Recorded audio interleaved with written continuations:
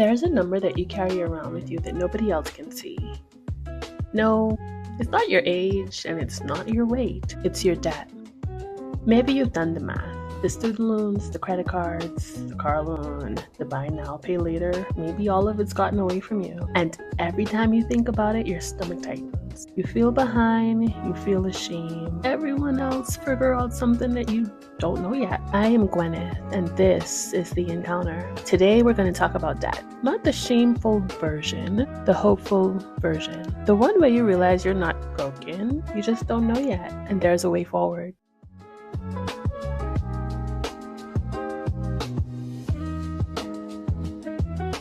Hey, welcome back. We're locked and loaded. Let's talk debt. It is one of those things that stay in the back of your mind. You may not know what the interest is and how it's add up over time, but you know you owe somebody. Let me tell you my story. So there was a time in my life where, if I'm honest, there were several times in my life where I owed the bank. And honestly, I feel like growing up, I was always financially disciplined or financially aware anyway. And I stayed on top of all of my bills until I fell in love. I met this guy, and that man could have gotten anything from me. And when I mean anything, I mean anything. So I had this little credit card from the bank, and I was on top of the payments. I was so good that they keep increasing the credit limit. It was great. I didn't necessarily need anything cash. I had extra funds, and him and I went on a trip, and he knew about the card, and he just said to me, "Hey babe, let's go to the bar. Hey babe, let's eat out. Let's do this and let's do that." Young and naive, swiped that credit card. We got back from vacation and we were living together. He said to me, "Don't worry about the credit card bill. I got it. Needless to say, the relationship ended. The credit card bill was never paid. And I was just so overwhelmed. The thing is, I didn't pay on it as I would normally have because he said he would take care of it. And honestly, he had access to go and pay the card. So I just trusted him, and I just figured, oh, he got it. I don't have to worry about it.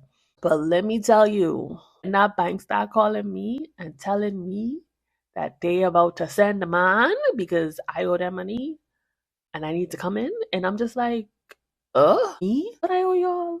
And listen to me, those calls couldn't come at a worse time because now at this point, me and that man were no longer talking. I was transitioning between jobs, so I was unemployed. Yeah, I've always been the hustler. So I had a little side business that made me money, but not enough where I was willing to pay off no credit card debt. Now, granted, it wasn't a really big amount. The credit card balance was $5,000. And that's, in hindsight, yeah, that's not that big. But I just felt like I shouldn't have to pay it. And so I didn't. And the bank called, and they sent it to collections, and collections called, and I would avoid them. At this point, I had staff. My staff would avoid them. I just felt like I shouldn't have to pay it. Okay?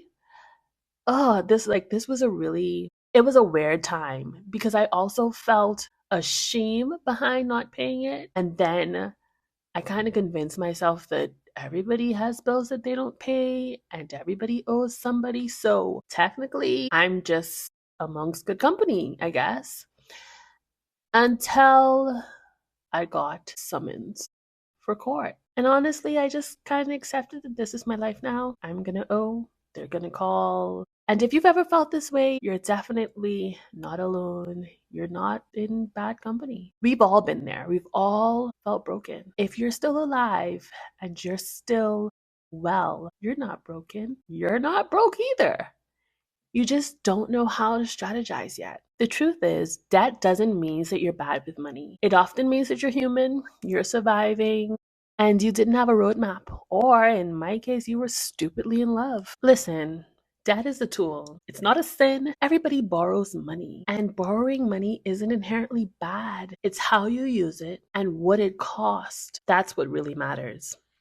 The system is designed to make debt easy. They can give you a credit card. They can offer you a payment plan. There's going to be some zero interest offer. Before the bank give you a loan for your education, they can give you a loan for a new car. Insane. I can't talk to the science behind that, honestly. But they make it so effortless to take on debt. It is so effortless. We often don't even think about it. It's designed to go unnoticed, to feel painless. But the truth is, circumstances happen.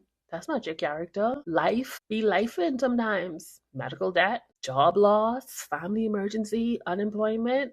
Many people carry debt. Many people get into debt. And it's because life happens. It's not because they're reckless, not all the time. And here's what I need you to hear.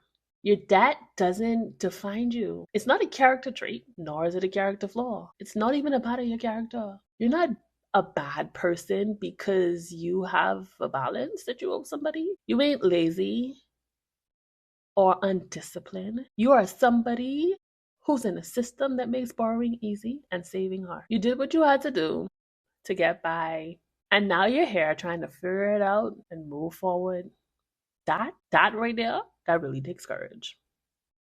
Let's take a moment and break down debt. I think there's two types of debt. The first type, and before I dive deep into debt, let's take a moment to unlearn the things we've learned. Debt equals debt. Debt ain't good, debt ain't bad. Debt is just debt. It's how you utilize it, it's how you leverage it, it's what you do with it.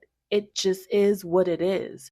So don't shy away from that. Don't feel embarrassed about that. Just learn, become educated. Now, for those two types of debt that I was going to mention, the first one, I would call it working debt. This type of debt looks like mortgages, student loans, reasonable student loans, business loans, low interest loans, loans that build value or has the potential to build value over time. The other type of debt is the heavy debt. That heavy debt looks like credit cards, cash advances, high interest, personal loans, bindings on credit, that buy now, pay later, zero interest initially, and then it's high interest later. The debt that has no assets, no activity, and no potential to grow interest over time. The debt that is actually working against you. That's the high yielding debt. And like I mentioned before, not all debt is created equal. Mortgage on a home that you can afford is much different than 34, 24, 25% interest on a credit card that you use for Uber Eats or to buy food or to go for drinks or to fund stuff that you don't need. And hear me out. I'm not saying one is better than the other or one is good debt and one is bad debt. Debt is debt. Debt is simply debt. But understanding the difference will help you to prioritize what needs to fix and how to fix it. The heavy debt, they need attention first. Common things that you may feel or you may experience when you have some debt on your plate is feeling like you should know better. How could you know better if nobody taught you? Like if you don't know, you don't know what you don't know. You may feel like avoiding debt is going to make it go away. You don't open the bills, you don't check the messages or the emails, you don't even check your account balance. Avoidance never fixes anything. That comparison that you may feel or that you are feeling, it materializes into this idea that everybody else is okay and you are alone in this debt. But on the contrary, plenty people outside feeling the same kind of pressures. Because honestly, with this economy, everybody's doing what they need to do to get by. But the worst thing you could do is keep this a secret from yourself. Hiding the debt and acting like it don't exist will never work. It won't help you. And then worse, if you are in a partnership, hiding it from your partner, that only makes the hole deeper. And when we feel shame around money or shame around debt, we all act a little strange. We do something a little weird. And it starts with avoidance. We avoid it. We pretend that the debt don't exist. If I don't look at it, it ain't even there. And that doesn't mean you're lazy. That doesn't mean that you are crazy. That's just a way that we protect ourselves, protect our mental state. That's the way that we don't take on another pressure in this world. That's just what we do. And you're not alone. Everybody does it. Let me just be the first to tell you, if you thought only you doing that, everybody does it. But here's the thing. Avoidance makes the shame worse. Trust me. It makes the shame worse. The only way the shame will stop spiraling is when you turn it towards the numbers. Take that energy and focus on the numbers. And you need to bring awareness to the number, because if you don't know what you owe and who you owe it to, how could you take away the shame from owing that person? How could you start to work on resolution? And no, it's not fun and it's not comfortable, but it's where you start your freedom. Trust me, you're speaking to an experienced debtor. Or I wasn't that, but yeah, you get what I'm trying to say. Okay, so since you've made it this far and you stayed for my little guilt trip, then pep talk. Okay, it was a pep talk, believe it or not. Let's focus in on the awareness part of this exercise. What is one financial number that you're avoiding? Or where is that number coming from? Is it your credit card balance? Is it your student loan? Is it an overdrawn account with those charges? Name it to yourself and then have a hard conversation with your partner. You guys need to be on the same page. That is the first step. That's the first step. Bring the awareness and then shed light. Okay, so now that you're open to doing that, here is the first actionable step to see change. Take that number that you're thinking about, or take that debt that you're avoiding and write it down. Remember that list that we talked about in the previous episode where we were tracking our expenses? And remember when I tell you to write credit or cash so you could know exactly how you're funding those little addictions, those little extra things that you don't really need? Yeah, go back to that same list and all of those things on the list that has credit on it, move it to another column. Yeah, move it to another column. And in that column, you're going to actually add those things that you've been avoiding, all of the debt that you've been avoiding. I need you to put the balance. I need you to go and find out what the interest rate is. Put the minimum payment and then put when it's due. This is your first step. Well, this is the second one if you already started to track your expenses. We're building, guys. We're building. So go to that little note app in your phone or in your computer, wherever you started the list, pull it up right now and start jotting down these things. Let's face it together. You can't solve a problem that you won't look at. Okay, let's be real. And honestly, numbers aren't as bad as you may be thinking they are. Because the little $5,000 I was sweating, oh man, hearing people was going bankrupt and owed the bank $50,000. I was just like, oh, five grand, no money. You're good. Now, granted, because I wasn't paying it, I wasn't good. But what I'm saying is, it was, when I put it in perspective, it wasn't as big as I thought it was before. So I felt less shame and anxiety around my little pocket change in hindsight. Okay, so on that piece of paper or the spreadsheet or the note that you made in your phone, you want to make sure list everything that you owe and who you owe it to. And here's the kicker. No judgment. Don't overthink it. Just jot it down. It's just data. It's not good. It's not bad. It's just data. This is your map.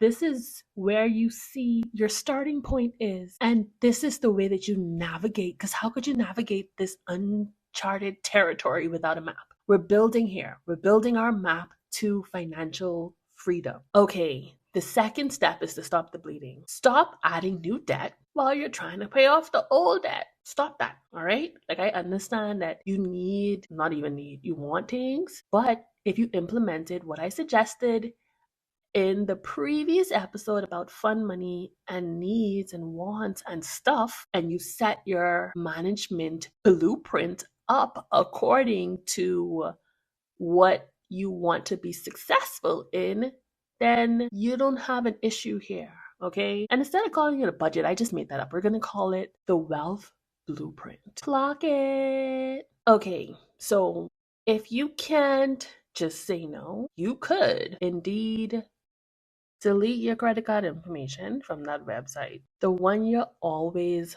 ordering online stuff from? Yeah, delete your credit card information. For me, that was Amazon.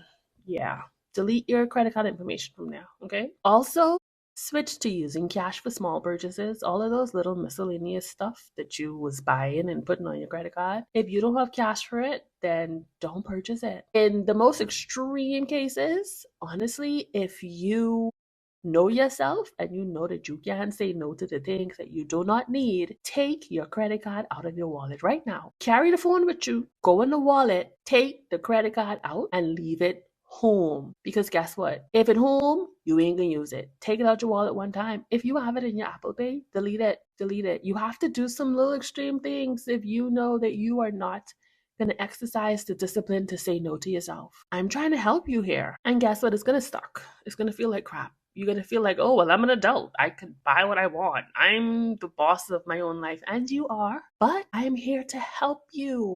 Okay? So once you do this, it only for a season, it only for right now until you create those habits. Don't play yourself. It's like being on a diet and then still buying chips and keeping it in your house. You really want to lose this weight or now? Yeah, that's what I thought. Okay, so step 3. Once we have documented all that we owe and who we owe it to, once we then take that credit card out of our wallet, don't cut it up because we're going to need to use it to build good credit. So don't cut it up. Don't freeze it. Just, take it out your wallet for now.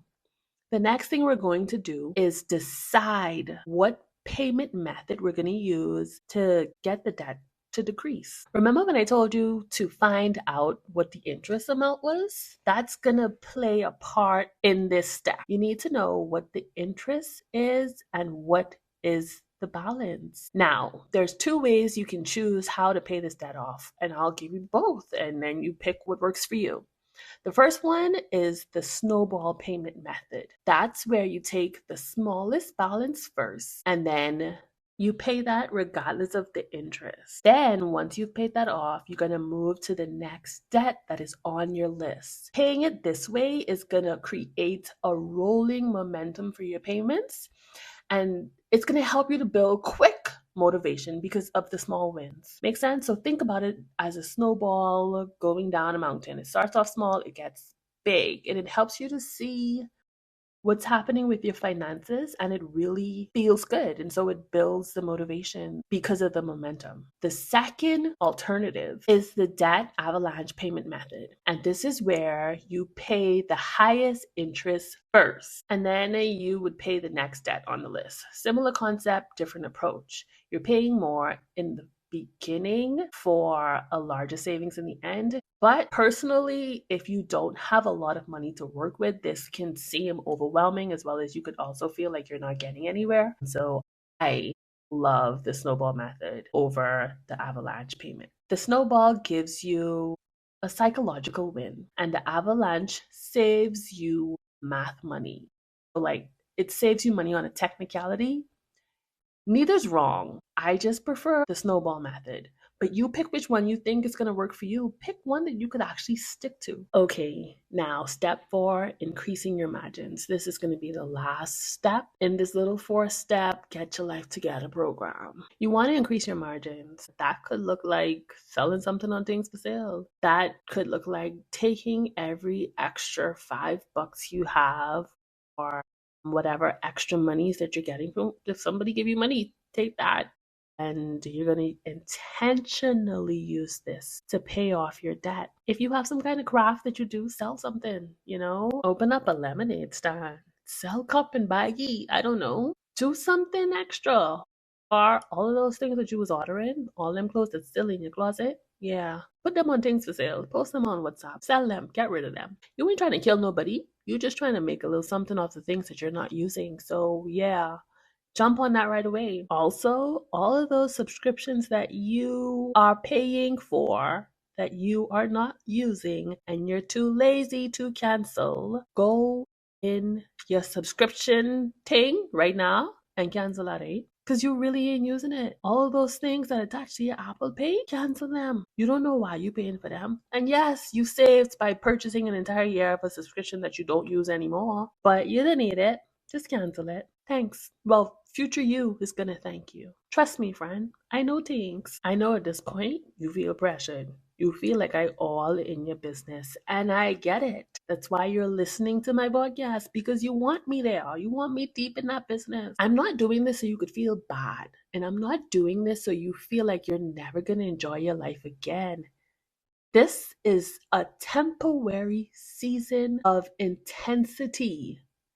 And this intensity will make it easier for you to breathe later, okay? Those little small amounts and these little small steps will add up quicker than you think.